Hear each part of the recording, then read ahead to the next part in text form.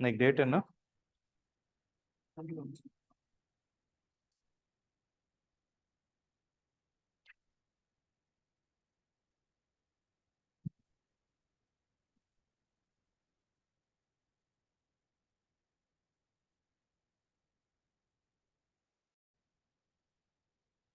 Right.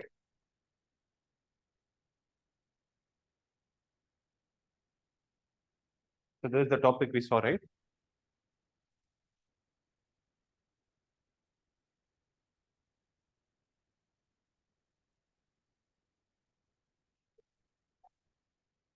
Guys, we are already late. Shall we get started? Yeah.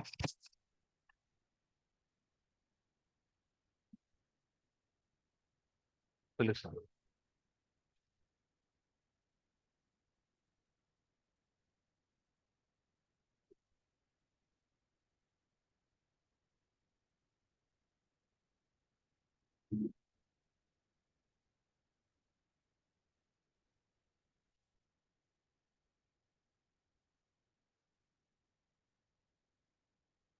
Right.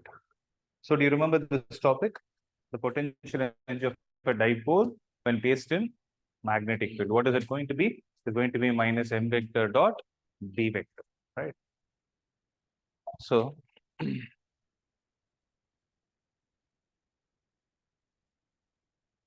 the next topic is going to be current loop as a magnetic dipole. But about this, we have already seen it in the previous chapter itself, right? So if you want to understand what this is, if I take a current carrying loop, right? Suppose the current is flowing in the clockwise direction across this loop, then it is going to appear like a,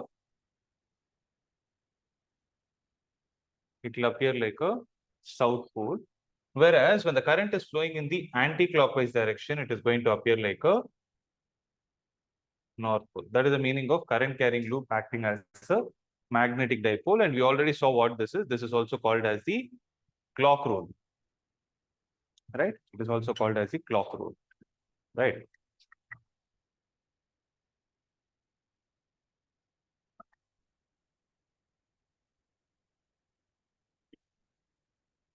Next.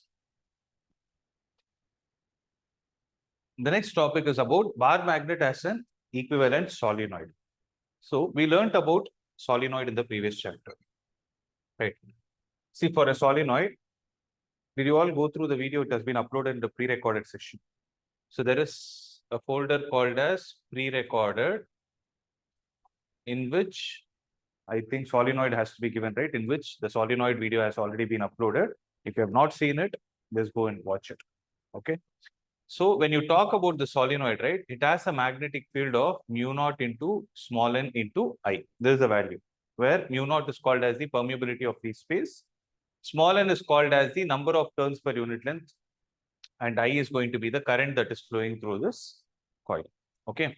So the meaning of bar magnet as equivalent solenoid is, if you take a bar magnet, if you take a small bar magnet, it exhibits the same properties as that of a long solenoid. Okay. How that can be proved is, we need to find the magnetic field due to a solenoid along its axial point, and it comes out to be mu naught divided by,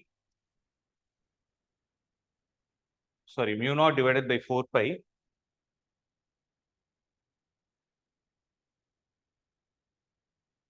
is going to be mu naught divided by 4 pi into 2m divided by r cube. So when you find the magnetic field due to a solenoid along its axis, you will get this value.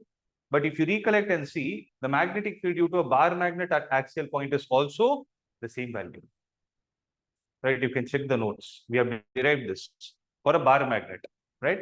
So when you derive due to a solenoid also, you will get the same answer. So with this, what we will conclude is that they both are equivalent. Okay. This derivation I am not explaining because in your syllabus, there is no derivation that is a part of it. It is only about understanding how these two are equal. So what is the logic there? You need to find the magnetic field due to a solenoid at its axial point, whose value is given by this. And for bar magnet also along axial point, it is the same. Okay. So hence they both are considered to be equivalent.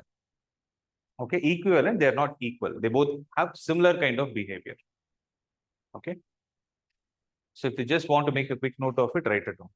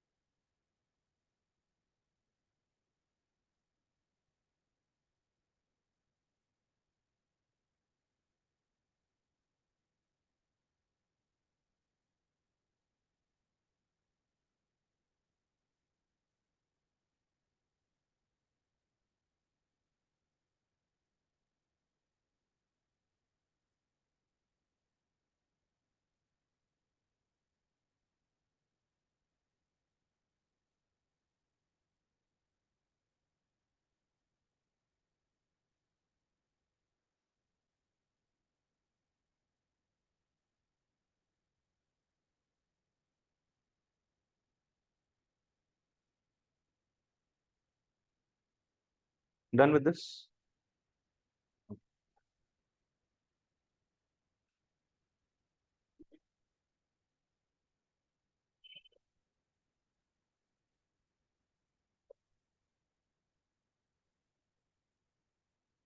So when you talk about this concept of Gauss law in magnetism, right, there is something like Gauss law in magnetism similar to that in electrostatics as well.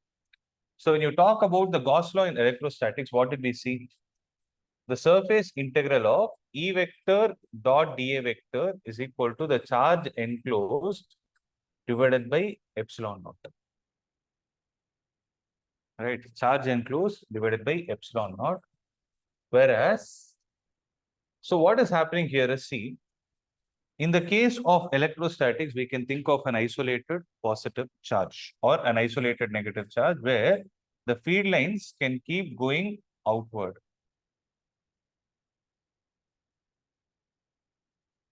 Where the field lines keep going outward like this, right? If I take a Gaussian surface here, then I'll be able to define the amount of electric flux that is leaving the surface, which is given by the expression, the charge enclosed divided by epsilon naught. Am I right? So that is going to give you the amount of flux. Whereas when you talk about a magnet, right, the first thing that we need to understand is there is nothing like a monopole existing. It is only going to be a dipole. So you're going to have a north pole and a south pole. Now, if I take the Gaussian surface across anywhere which is present around the magnetic field line. So if I take a magnetic field line, it is going to be in this way. Now, what is going to happen if I take a Gaussian surface here? We can understand that the number of electric field lines entering the surface is equal to the number of electric field lines leaving the surface. As a result of which, when you try to define the Gauss law for magnetism, it says the surface integral of B vector dot dA vector is equal to, it says the surface integral of B vector dot dA vector is equal to 0. Why is it so? Because the number of field lines entering the surface is equal to the number of field lines that are leaving the surface. So this is going to be the expression for Gauss law in magnetism. That is why we mostly don't define the electric flux through a surface, because it is considered to be a 0. The same logic is applicable even here, right? If I take a dipole like this, if I take a dipole and I consider a Gaussian surface like this, we know that the surface integral of E vector dot dA vector is equal to charge enclosed divided by epsilon naught, right? What is the total charge enclosed by the surface? Because it's a dipole, same logic is applicable. Here, it will happen only in the case of a dipole, whereas there it is always a dipole. Hence, the answer is going to be 0 always. Is the point clear? Yes. Make a note of it.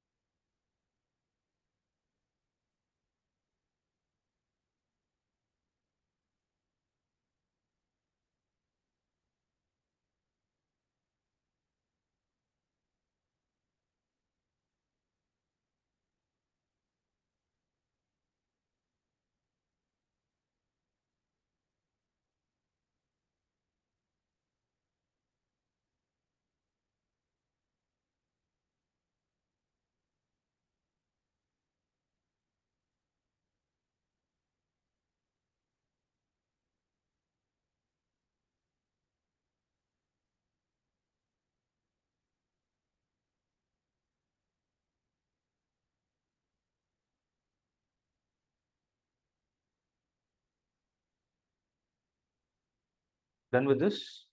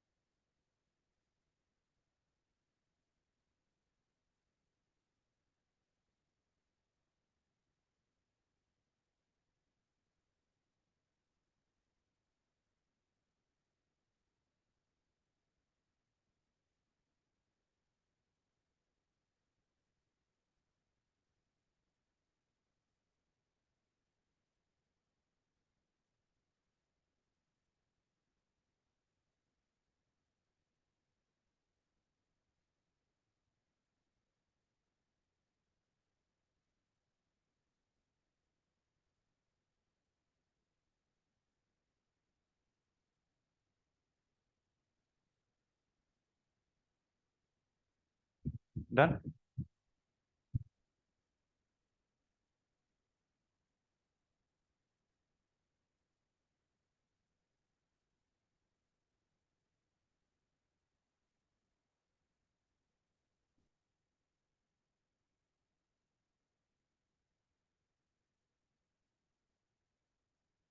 No. See, with the previous topic, right? The first part of this chapter is over. Actually, this chapter is broken into three parts. First part is understanding about permanent magnets. That is still Gauss law. Then the second part is about Earth's magnetism. And the third part is about understanding magnetic substances. So I think I have already given you the difference between magnets and magnetic substances. Magnets are the ones which exert force. Magnetic substances are the ones which experience force. Right? So we have finished the first part.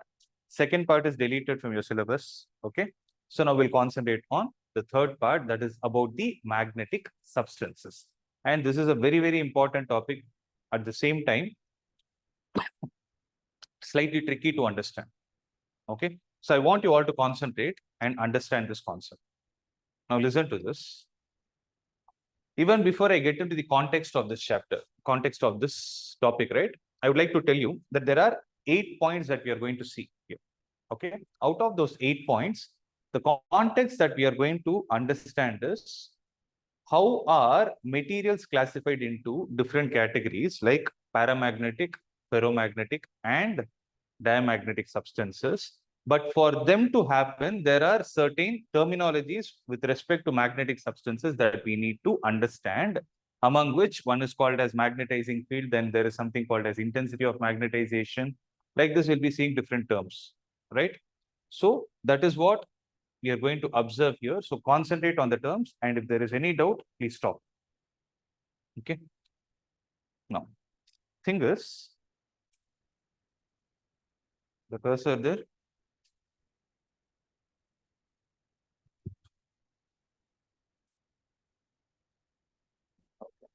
Listen.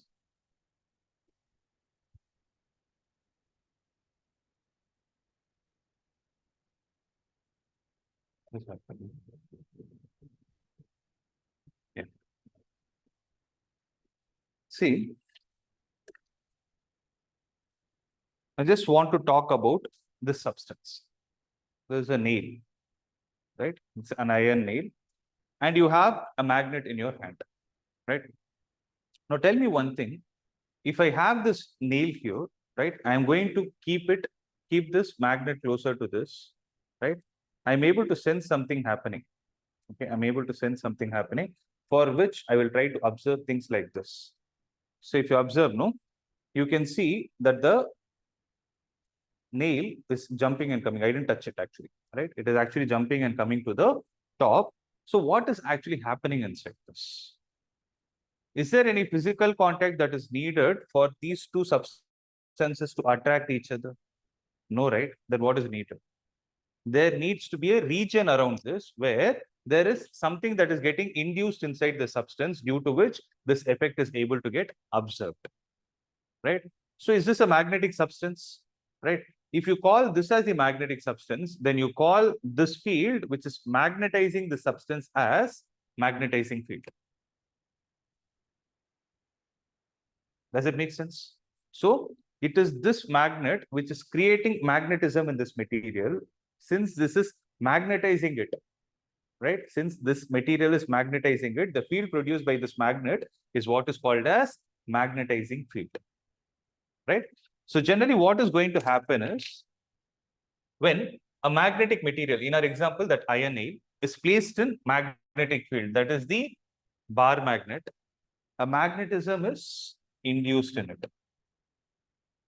Magnetism is induced in it, right? So the magnetic field that exists in vacuum and that induces magnetism is what is called as the magnetizing field. So when you talk about the magnetizing field, not necessary that you need to use only permanent magnets always. You can use any substance which has magnetism associated with it. For example, we can also think of a solenoid being used as a magnetizing field. Okay. So if you consider a toroidal solenoid or just a solenoid, okay, toroidal solenoid means something which is in a circular shape. Solenoid is something in a linear shape, but both are windings only. But both are windings. Okay, they are coils.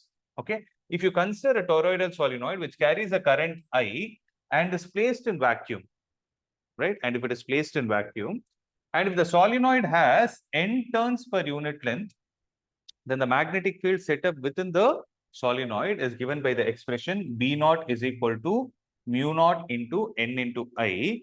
And this is the magnetic field that is present inside the solenoid. So this magnetic field which is present inside the solenoid will actually create magnetism in whom? In that iron nail.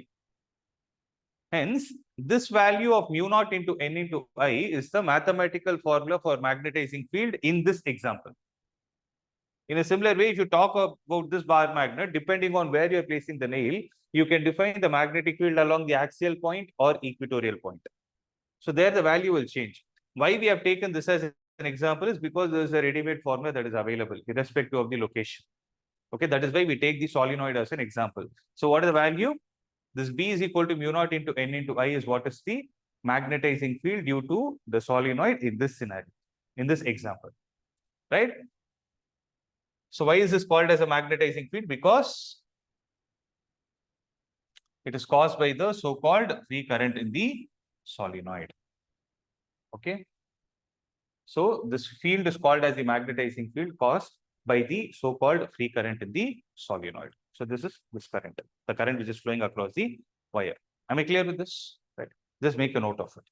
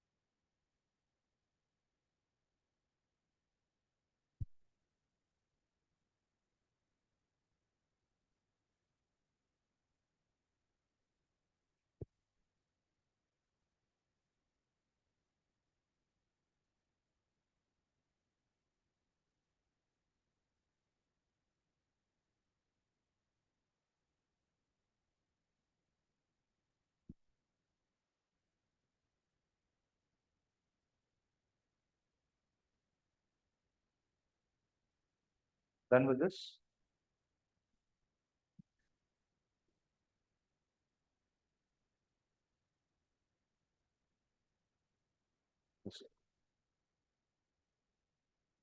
So the next topic that we are going to see is magnetic induction. Okay, magnetic induction means, listen, again, we need to visualize it. If I talk about the same scenario, there is a field generated by this magnet, which is called as the magnetizing field, right? This magnetizing field is inducing magnetism in it, all right? So when it is inducing magnetism in it, what will actually happen is this magnetic field, which is there due to the magnetizing substance, will enter the field already. Along with that, there will be an extra magnetic field that will get generated inside this material. So inside this material, how many magnetic fields will be there? There will be two magnetic fields, right? So if I have to draw and show it, right? If I have to draw and show it, if suppose this is the magnetic substance, this is the magnetic substance, that is the iron nail, right? If I consider this to be the iron nail, and if I take this to be the magnet, which is inducing the magnetism in it, if it is north and south, then what will happen is this north pole will start inducing a south pole here. And there will be a north pole getting generated in this place. That's obvious, right? Because this will try to push the north pole away. In the sense, it will try to push all the electrons away from it so that the north pole is getting generated there. That's the logic. Now the question is, what is going to be the direction of magnetic field inside this? Magnetic field inside this iron nail is going to be from south to north, right? That is the direction of magnetic dipole moment, right? The same field is going to get generated inside this. So there is a magnetic dipole moment that is getting induced from the south to north inside this. Along with this, what will happen is this will have a magnetic field. No, that magnetic field will also be inside this, which is according to the previous case, what should it be? Had it been a solenoid, it will be mu naught into N into I. Okay, along with that, there is some field that is getting induced. So the sum of these two fields is what is called as magnetic induction. Okay, so because one misconception that we will have is magnetic induction means only the field that is getting generated due to the magnetizing field. No, it is the sum of the magnetizing field's value plus the field that is getting generated inside. Okay, so as shown in the figure here, suppose there is a toroidal solenoid. See, this is basically a toroidal solenoid, which is a solenoid bent in the form of a circle, okay, which is wound around a ring of a magnetic material. So this coil is wound around this ring is there, no? You're able to see this ring? That is a magnetic material, right? What will happen? Under the influence of this field dq, what will happen?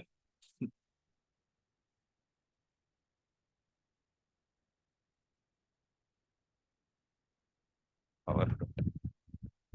I'll check in.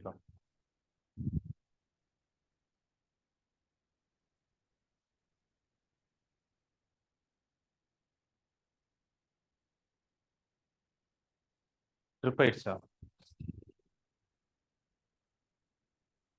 ಇಲ್ಲ வரல இன்னும் red பாரு வரல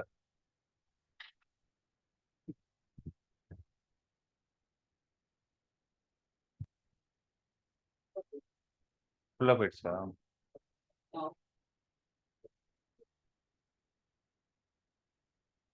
guys, there is a power cut.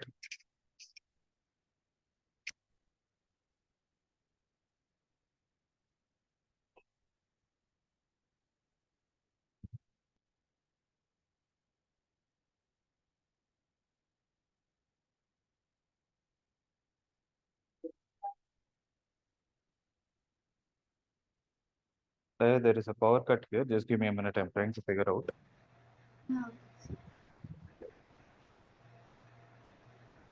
See, will you guys be able to?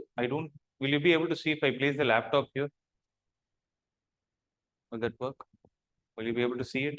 I'll try to explain it as much as possible. Okay.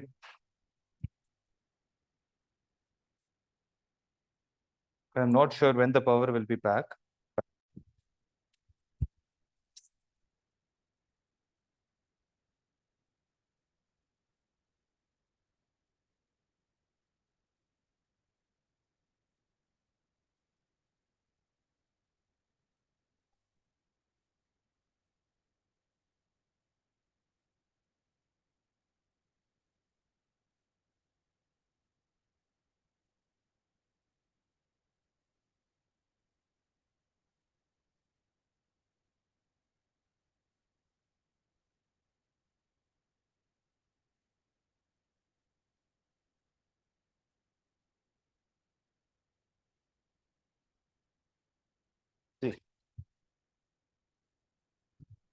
By any chance, are you able to see? Or letters are smaller. Whiteboard உள்ள இருக்கு. Place பத்தல. It's there inside. But space is not. எத்தனை பேர் இருக்கீங்க? பத்தாது. Adjust பண்ணி footboard தான் பண்ணாங்க. அதுவும் சின்னது. போர்டு இல்ல.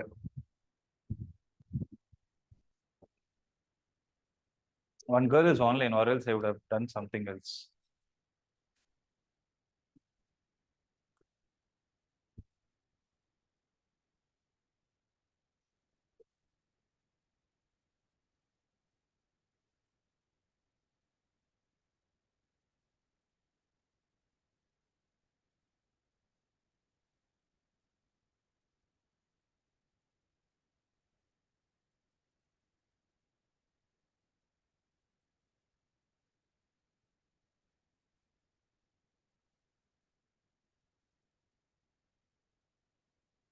யார் பேசுறது? இவ படிக்கிறாளா? இன்னும் ஒரே ஃப்ரீக்வன்சி எப்படி மெயின்டைன் பண்ற?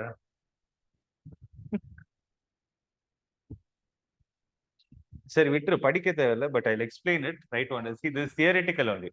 Okay, I'll just give the statement first, write it down. ஏன்னா இந்த பாயிண்ட் தான் கொஞ்சம் காம்ப்ளிகேட்டட், மத்தெல்லாம் ஈஸி தான். Write it down. So write down the second point as magnetic induction. Second point as magnetic induction. Okay, write down the statements that are given here. As shown in figure, suppose, as shown in figure, comma, suppose the toroidal solenoid is wound. இடம் பத்துமா? பத்தாது. அதுவே ரொம்ப கிராம்டா இருப்பாங்க.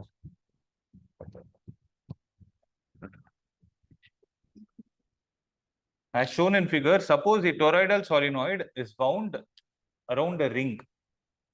Is wound around a ring of magnetic material.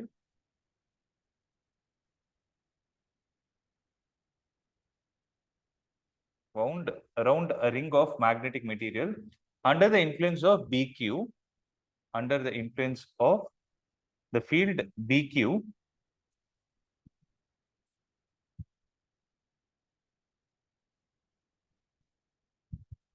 comma, the magnetic moments of the atomic current loops, the magnetic moments of the atomic current loops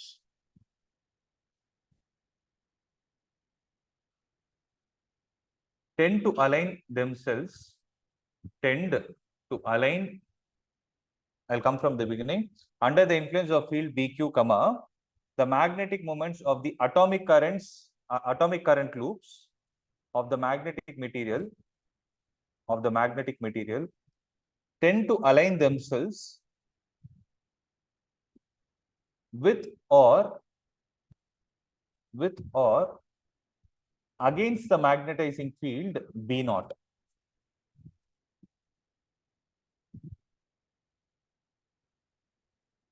With or against the magnetizing field B naught. Tend to align themselves with or against the magnetizing field B naught, full stop. This gives rise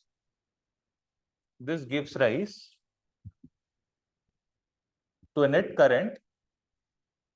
This gives rise to a net current on the surface of the material,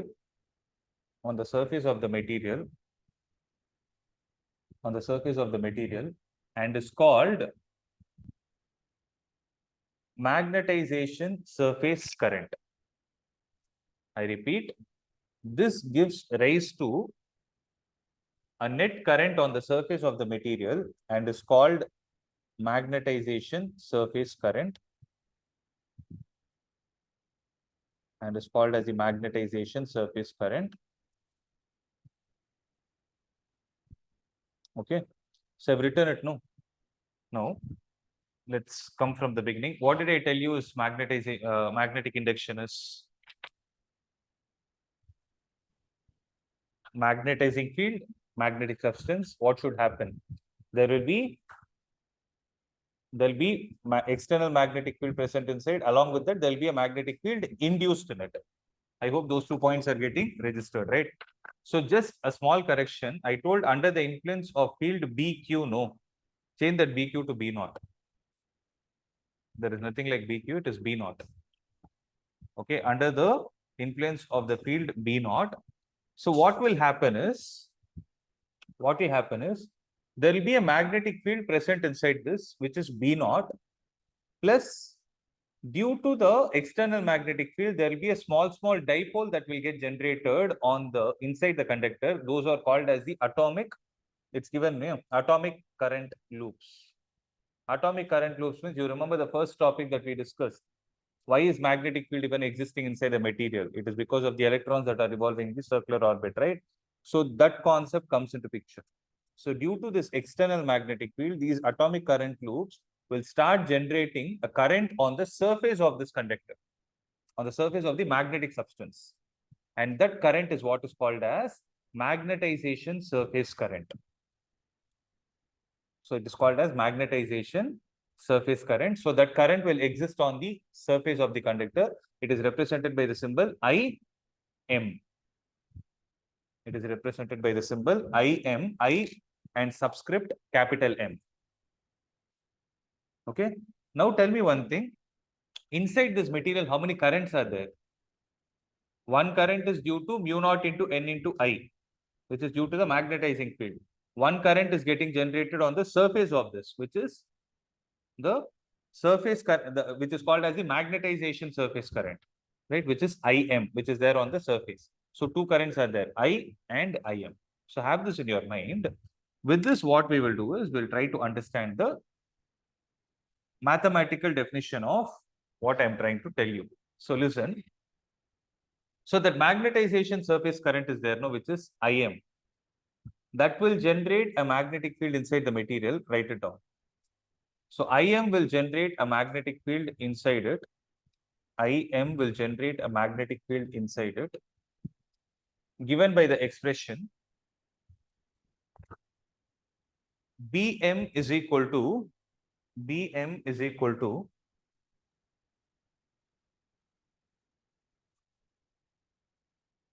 BM is equal to mu naught into I into M, mu naught into IM. BM is equal to mu naught into IM. Okay. So did you all write that?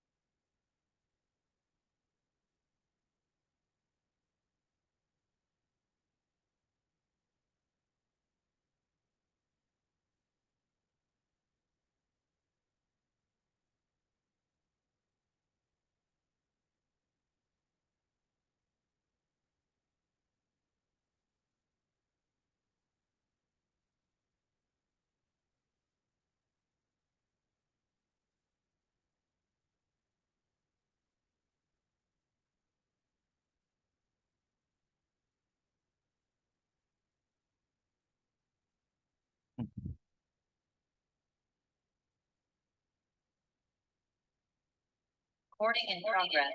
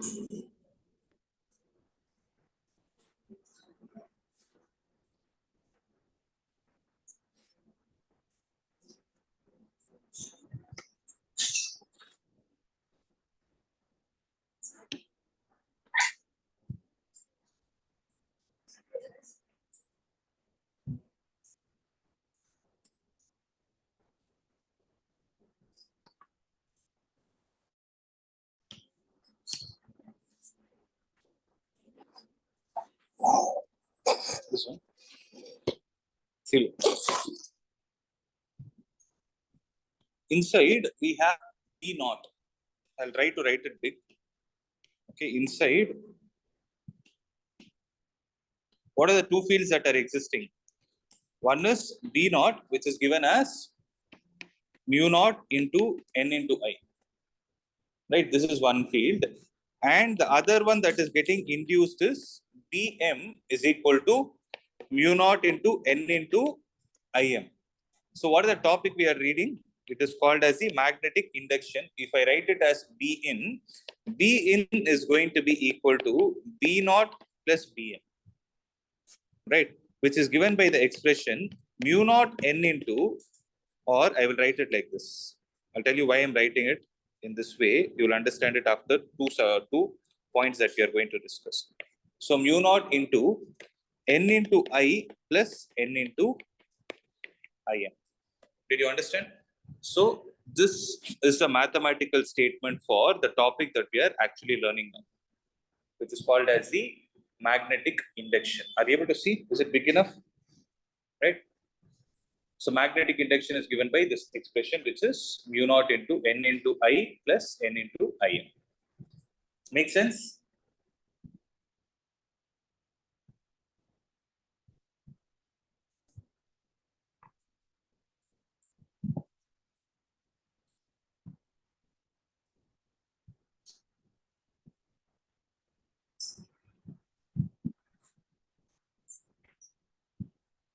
Why are you able to see?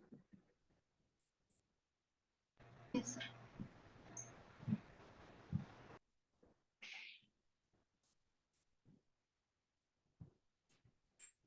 I finished this topic for previous batch, but if you want to know effect was I didn't record it. Recording, there's only source. Or if I get time, I'll try to pre-record, but I can't take the time.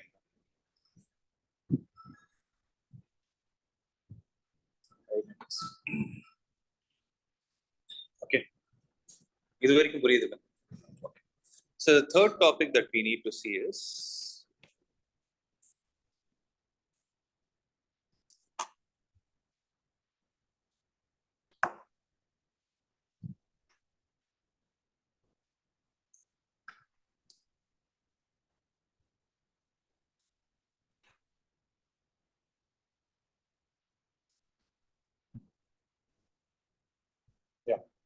so the third topic that we'll see is magnetizing field intensity. So it is called as magnetizing field intensity, which is represented by the symbol capital H. Okay. So first we try to understand what the terms are. The third point is understanding what is magnetizing field intensity. Right. So what is the meaning of this? Name itself is suggesting. Can you guess? But it will take time to connect. So we'll focus. So magnetizing field intensity in another. Name itself is suggesting. It is the strength of the magnetizing field. Right. So what did I say is the value of the magnetic field that is magnetizing, or the magnetizing field's value, it is mu naught into N into I. Right. So the small n into I is what is called as magnetizing field intensity. So small n into I is what is capital H. Okay. So how to define this is, it is defined as the number of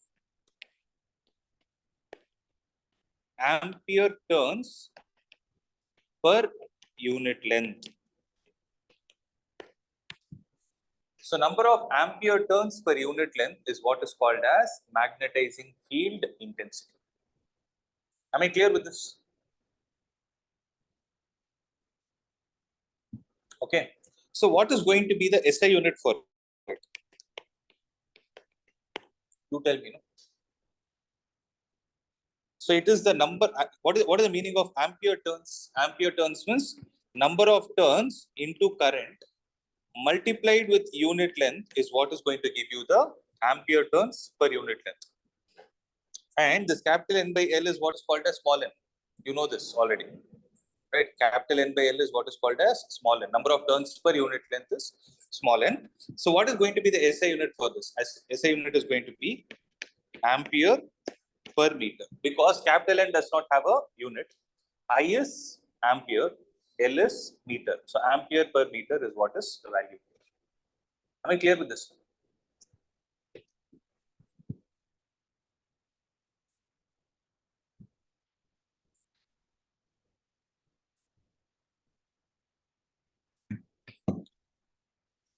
Clear? Fourth.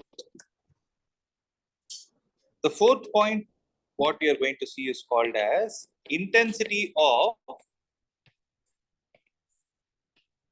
magnetization. It's called as intensity of magnetization, or simply it is called as magnetization itself. It's called as intensity of magnetization, or it's simply called as magnetization. Can you tell me what is the meaning of it? So I'll tell you a simple grammar or simple way of naming these things is input and output. Input field is called as magnetizing. Output is called as magnetization. So if you look at the order that we were discussing, first what did we see? We understood that you need to, if you want to create magnetic field inside a substance, what is needed in the first place? You need magnetizing field. That is why the first point was about magnetizing field. What is the second point we discussed? Magnetic induction, means that is the output that is getting generated due to the external and the field that is getting generated internally. What is the third point? We need to understand what is the strength of the magnetizing field. For that, I need magnetizing field intensity. For this, I need to understand how strong the magnetic field is getting created inside the material. That is why the name is intensity of magnetization, means how effectively the output has got generated. Makes sense, right? So here, when you talk about input, right, input is always field and the output is always dipole moment. Okay. So here, dipole moment means you calculate it as the amount of dipole moment generated per unit volume.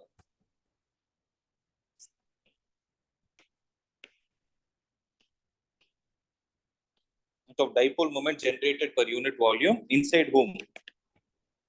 Inside a magnetic substance. So dipole moment generated per unit volume inside a magnetic substance is what is called as intensity of magnetization, or simply called as magnetization itself. Okay. So if I take the symbol for magnetization as capital M, because we use the prefix IM, you remember? What was the name of it? IM no use pannalla. Magnet. The word is coming from here. Magnetization surface current. Because that is the output current. So magnetization is defined as the amount of dipole moment generated per unit volume. So it is going to be mu divided by V. Mu is going to be the dipole moment. I didn't use small m because capital M and small m will confuse you. Okay.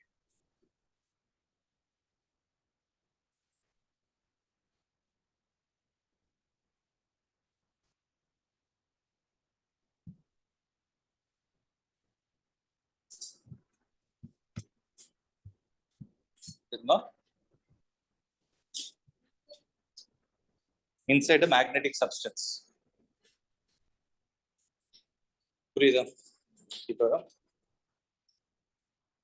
Listen to this topic. Listen to this.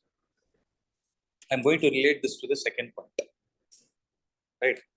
So when I talk about a magnetic substance, there is something called as surface magnetization current that is flowing, which is given by the expression IM. Accepted?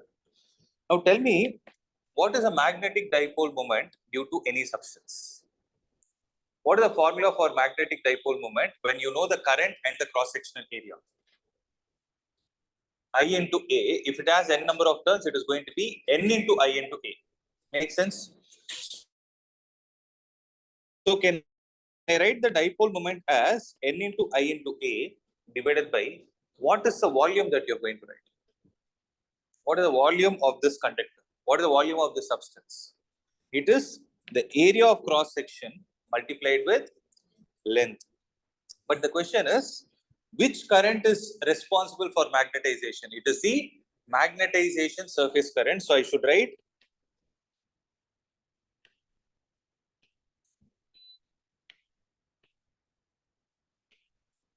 observe, it makes sense. I should write IM into A.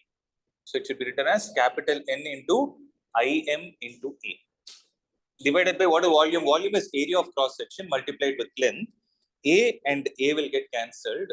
So what is capital N by L called as? Capital N by L is called as small n. So small n into IM can also be called as intensity of magnetization or simply magnetization. Is there any confusion? Is there any point that is not clear?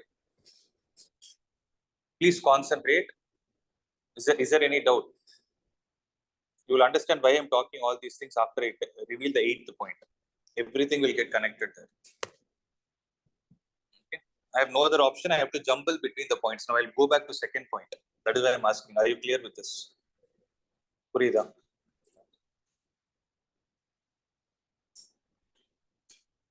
You're clear? அப்ப கேட்க வேண்டியது அதான கேட்டு இதுல இதுல என்ன புரியாம இருக்கு? See, there will be small dipoles that will get created. Okay, when you talk about a conductor, if a magnetic field generated, what will happen is there will be small current loops that will get generated. Chinna loops generate ஆகும். And the chinna loops nala there will be a surface current that is flowing, and the surface current கொடுத்திருக்கிற பேர் தான் வந்து intensity of magnetization. You cannot see them or you cannot sense it. This is what is happening inside. Okay, so அதுதான் வந்து இந்த value, that is Bm, and B naught is the external magnetic field, that is a field that is generating the magnetic field inside it. This is magnetizing field. This is magnetizing field. This create an field. Right? So total induced field will be how much? It will be the magnetic field, external magnetic field plus Bm, which is given as mu naught into N into I plus N into Im. Okay. Meaning, listen to this. This I can replace and write it as mu naught into, what did I say, small n into Is? Look at the third point. Small n into I is H. What did I say small n into IMS? Just now I told you M. It is M, no? It is M, no? So the induced magnetic field is going to be mu naught into capital H plus capital N. Purida.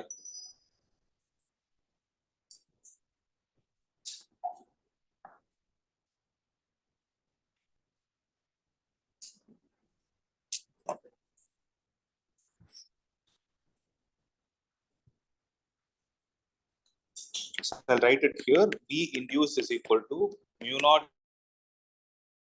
into Ni plus N into Im, which is given by the expression mu naught into Ni is going to be capital H, and this will be capital N. Purida. So all these things are associated with whom?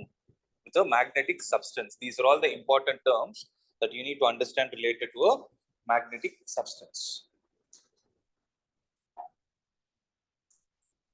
Now, what is going to be the SI unit for it? What will be the SI unit for magnetization? What is going to be the SI unit of magnetization? Ampere? Correct. So it will be ampere per meter only. Means the magnetic intensity of magnetizing field and the intensity of magnetization are the same units. If not, you cannot add them in the first place. You cannot add two physical quantities of different units. Makes sense? Okay. So I'll tell you one last point for today. And there are 3 more points that we left out. I will tell you by tomorrow. And the 5th point is called as magnetic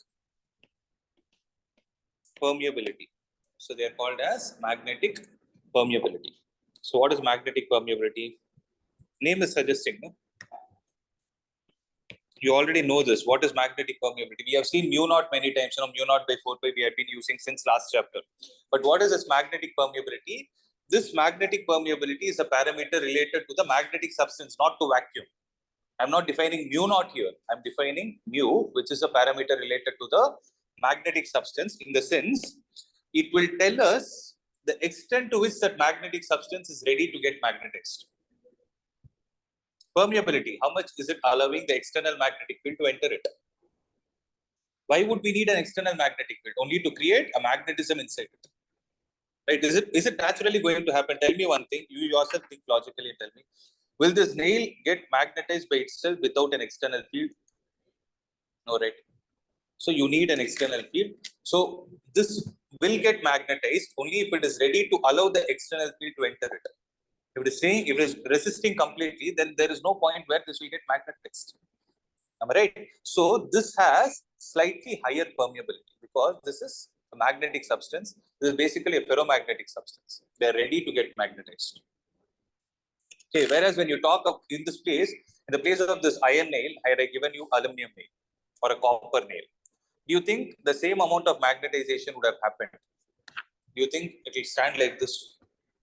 Obviously, no. Right? You can try that and see. If you put an aluminum here, it will not stand. There will be some amount of magnetization that will get induced. But it will not be as strong as that is getting induced in the iron nail. Right? So that clearly tells us that each substance is going to have a different level of permeability. So can you conclude all the story and give me a simple statement for it? I just told you all the statement. No? What is it? The ability of that material to get magnetized. Right? So please write it down. It is the measure of extent to which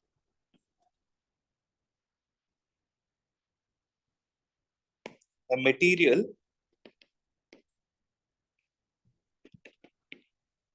allows magnetic field inside it. I'm just trying to give the simplest statement. Nobody will ask you the definitions. You should understand what it is. Am I clear with this point?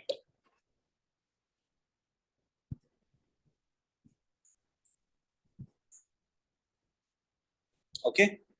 Now, this mu is given as B divided by H, where this B is what is called as the magnetic induction. Instead of writing it as BIN, there I wrote it for more clarity. So generally we write it as B only, magnetic induction, which is point number 2. Are you able to understand this one? So mu is given as the ratio of B and H. Clear with this? Right? So what is the SI unit of B? Tesla. What is the SI unit of H? Ampere per meter. So this is given as Tesla meter per ampere. You already know this. Right? So what is the value of mu naught by 4 pi? It is 10 power minus 7 Tesla meter per ampere. Are the units not matching? You already know this. But the only difference is there we were concentrating only on vacuum. Here we are concentrating on the magnetic substance. Make sense? Right? So there are 3 more points I need to discuss. I'll tell you what they are. One is called as relative permeability. This is absolute permeability. It is only related to that substance. Next point we need to see is relative permeability, and there is something called as magnetic susceptibility. It is slightly difficult to pronounce. I'll tell you what is the meaning of it. Okay. And last is the relation between magnetic susceptibility and the other parameters. Okay. It is mainly the relation between 5th point and the 7th point. That is relation between magnetic susceptibility and permeability. I'll tell you, it is not that complicated. These are all not derivations. Only thing is you should understand the definition. Okay. So this is a tricky one. Please revise it for next class.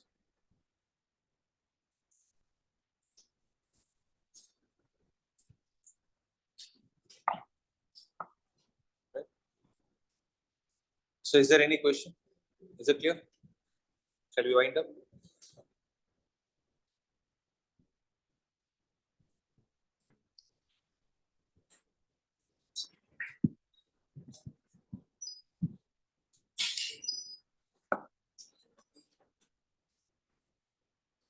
உனக்கு அந்த doubt clear ஆச்சு புரிஞ்சதா புரியலன்னா ஏதாவது கேட்டு உனக்கு அந்த doubt clear ஆயிடுச்சு ஆம்பியர் சர்க்யூட்